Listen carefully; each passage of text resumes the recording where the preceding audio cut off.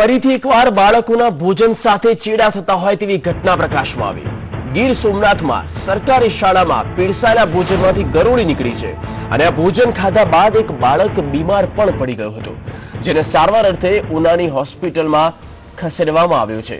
બાળકે સરકારી શાળામાં ભોજન કર્યા બાદ તેની તબિયત લથડી હતી અને પીરસવામાં આવેલા ભોજનમાં નમૂના લઈને માતા પિતા હોસ્પિટલે આવ્યા હતા, જેમાં પડેલી ગરોળી સ્પષ્ટ જોઈ શકાતી હતી।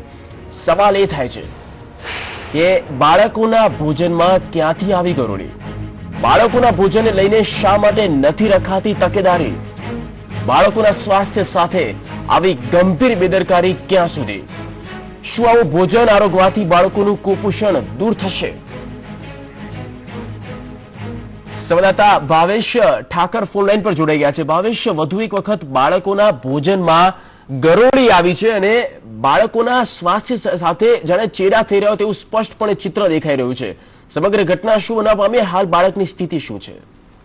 જી જગદીશ, હું ચોક્કસથી જણાવી દઉં તો ઉના તાલુકાના તડ ગામે પ્રાથમિક શાળાના મધ્યાહન ભોજનમાંથી આજ રોજ ગરોળીનું બચ્ચું નીકળી આવ્યું હતું। જ્યારે બાળક જમવા બેઠો હતો ત્યારે તે પોતે વઘારેલો ભાત ખાતો હતો, તેમાંથી ગરોળીનું બચ્ચું નીકળી આવ્યું હતું અને તુરંત જ બાળકને ઉલટીઓ થવા માંડતા તેના માતા પિતા તેને ઉના સરકારી હોસ્પિટલે ખસેડી આવ્યા હતા અને સાથોસાથ ભોજનના નમૂના પણ લઈને આવ્યા હતા। જી જગદીશ। જી ભાવેશ, આભાર માહિતી માટે।